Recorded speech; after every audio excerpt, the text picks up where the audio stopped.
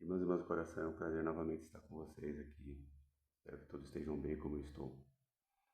Perdão, né, pela demora novamente, mas eu peguei uma gripe poderosa, uma gripe bem chata. Fazia tempo que isso não me acontecia e aconteceu agora. Aqui em São Paulo está tendo um surto, tá, de gripe. Tomei até a vacina também. Ainda tem um pouquinho de resquício da gripe. E também porque eu voltei a estudar, né?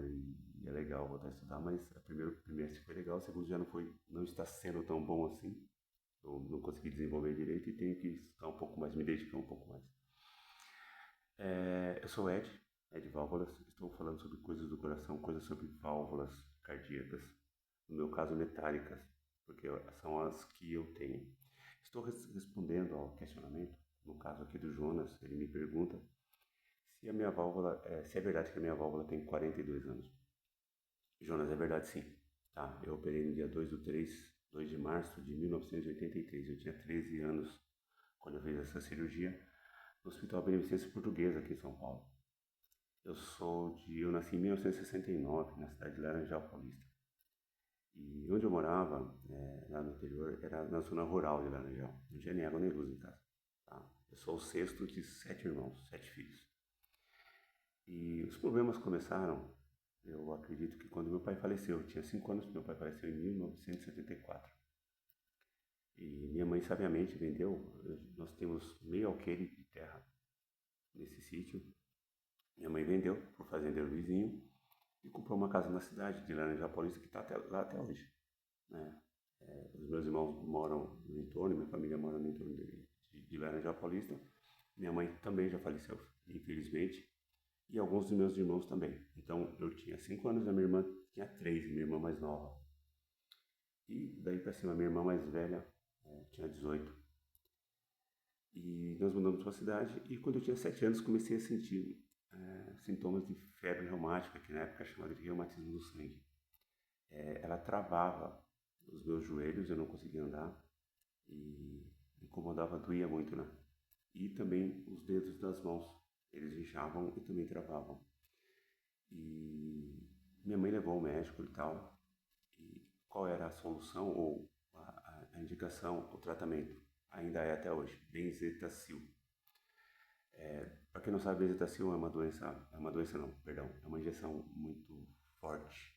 Ela é bem poderosa e é o único tratamento que tinha para a febre reumática. Febre reumática, que era chamada de reumatismo do sangue na ocasião, é uma doença autoimune. Ela não tem cura, tá? Então a bezetacil só para amenizar os sintomas dela. Mas tinha que tomar. Com 7 anos, tive que tomar. Cheguei a tomar uma vez por semana. Tá? Então eu fiquei tão acostumado que eu ia sozinho tomar. E na ocasião aplicava-se na farmácia. Hoje não, hoje é no hospital, no pronto-socorro, né, normalmente. E depois disso comecei a sentir uma dor no peito, uma dor forte, como se tivesse um saco de arroz no peito. Então uma criança de 7 anos deitada no chão com um saco de arroz, imagine isso. Então era uma dor sufocante. A minha mãe fez a mesma coisa, levou, a primeira coisa que fazia assim, quando a gente tinha algum problema, levava na benzedeira. Levou quando eu tinha febre reumática, levou quando eu tinha essa dor e ela indicou que eu fosse ao médico. Eu fui, minha mãe levou. Dr. Roberto, que está em Laranjal até hoje, com seus 90 anos mais ou menos, diagnosticou, mandou para Botucatu. Botucatu é uma cidade que tem no centro do estado e tem a Universidade Federal de São Paulo lá, em Rubião Júnior, está lá até hoje também. Eles confirmaram o diagnóstico e fiquei lá internado, fiz alguns exames e me encaminharam para São Paulo. Tá? Estou falando para vocês em 77 isso, 78. E, e aí em São Paulo também fiquei internado no Beneficência Portuguesa, fiz mais alguns exames e indicaram que eu tinha que fazer esse tratamento, porque as válvulas estavam prejudicadas por conta da febre reumática. E eu tinha que voltar a São Paulo a cada 6 meses para fazer esse acompanhamento, tomando medicamentos, tem algumas coisas para serem feitas. Minha mãe fez isso, né? Só que ela não conseguia fazer isso com a frequência que tinha que fazer, com 6 meses. Por quê? Tinha mais 6 filhos, inclusive a mim mesmo, né? Para cuidar. E não era possível na época, porque não tinha a facilidade que tem hoje. Para vocês terem uma ideia, a cidade de Laranjal Paulista tinha uma ambulância na ocasião. Quando eu vinha para cá, eu vinha com o carro da prefeitura, da assistência social, que só tinha um carro também. Então, tinha pessoas que precisavam disso também. Então, era muito complicado. Minha mãe mal conhecia São Paulo, eu também não. Tinha uma tia nossa, minha, irmã dela, que morava em São Paulo, mas nós não tínhamos o contato na ocasião, né? Então, não sabíamos vir para a casa da minha tia, por exemplo. Isso foi. E aí, eu continuei o tratamento, porém não o acompanhamento, não vinha para São Paulo.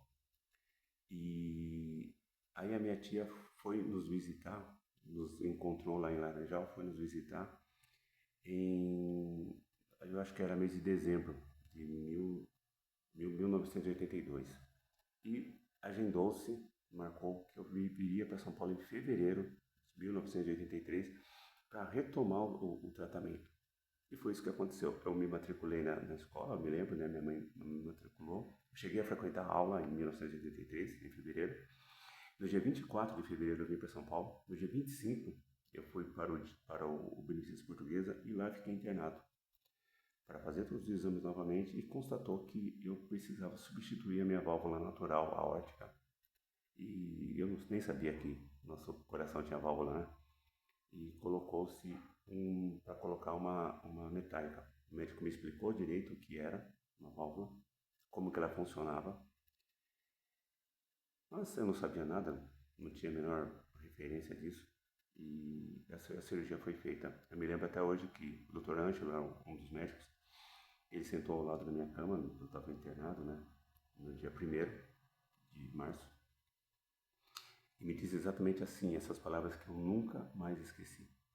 Ele falou: você já é grande, você já sabe o que você quer da vida e nós temos dois caminhos. Você tem dois caminhos. Operar, eu te dou 90% de chance de ter uma vida normal, ou receber alta. E nessa alta, eu não consigo determinar, ninguém consegue determinar o que pode acontecer com você. Você pode viver como você estava vivendo, porque eu tinha uma vida normal, jogava futebol, morria, estudava, fazia coisas de criança. E você pode morrer daqui um dia, 1 ano, 10 anos, 100 anos, eu não sei. Por quê? A sua válvula está entupida, está prestes a entupir totalmente. Se ela entupir totalmente, você vai ter uma morte súbita. E se ela não entupir, não sabemos, você pode viver como você está vivendo. Eu não tinha sintoma nenhum nessa ocasião. A única coisa que eu sei que eu tinha era um sono muito agitado. Eu chegava a cair da cama. Não sentia dores, não sentia nada. Não tinha problema nenhum. A minha mãe dizia que quando eu corria, a minha artéria do pescoço ficava muito alta. Isso ela falava que era visível ver isso. Eu nunca prestei atenção. Tá? E aí eu falei para ele: mas eu que tenho que decidir? Ele falou: você que tem que decidir. Ele perguntou se tinha alguém comigo lá em São Paulo, aqui em São Paulo no caso. Eu falei que tinha, minha mãe estava comigo, mas estava na casa da minha tia.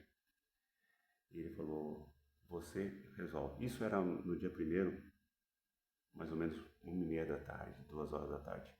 E a visita era a partir das 3. Então minha mãe já estava a caminho de lá. Ou já estaria a caminho de lá. E aí ele falou: você decide. Eu falei: posso pensar? Ele falou: pode. Eu fui para o banheiro, ele ficou sentado na beira da cama.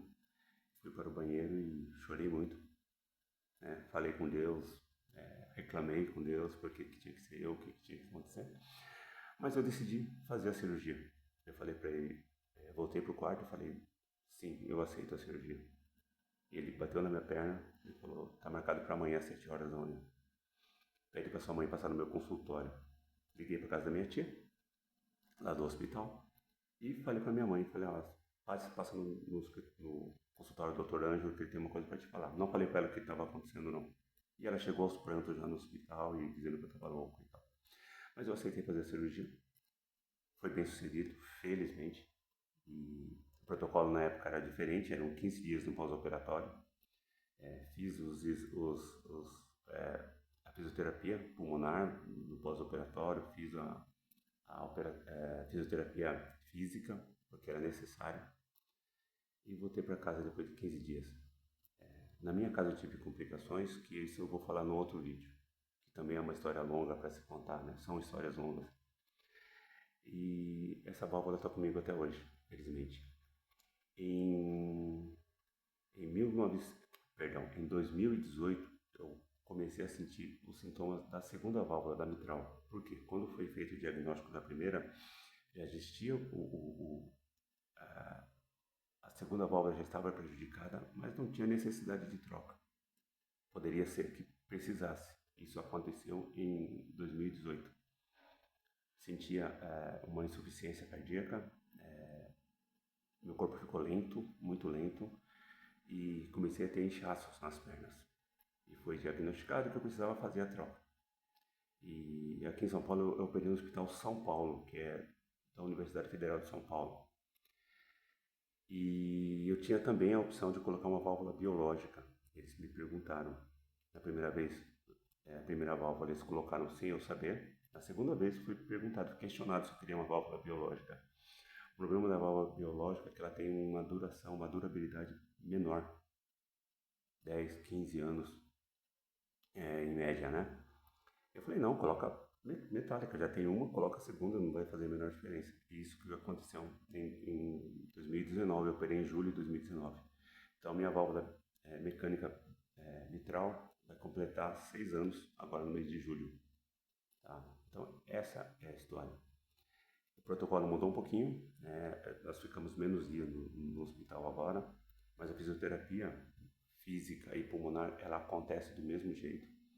Eu sempre aconselho que as pessoas façam ao máximo que puderem, porque isso ajuda muito. Na segunda cirurgia eu vim para casa de metrô, eu moro em São Paulo, né?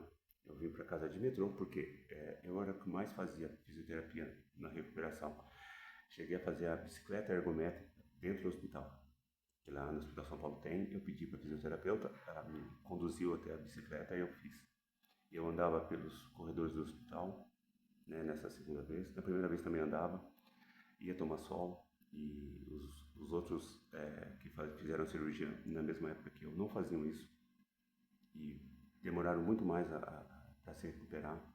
Então, na minha alta, que foi com 8 dias após a cirurgia, eu vim para casa de metrô. Não estava forte, não. Estava magro, fraco, frágil, mas eu consegui vir para casa de metrô. Tá? E aí eu consegui fazer toda a minha recuperação um tempo muito rápido. E com 6 meses de cirurgia, nessa segunda cirurgia eu voltei a jogar futebol. Tá? Então é só para esclarecer isso para todo mundo. 42 anos e alguns meses de válvula aorta metálica ou aórtica metálica. Tá certo? Muito obrigado. Depois eu volto para contar a consequência da primeira cirurgia, que o protocolo os médicos não sabiam direito o que fazer. Tá bom? Muito obrigado por estarem comigo. Quem não se inscreveu, por favor, se inscreva, dá lá o seu sininho, faça suas perguntas, eu estou aqui para responder. Muito obrigado a vocês que fizeram os questionamentos. Espero ter esclarecido tudo. Muito obrigado. Tenham um ótimo dia.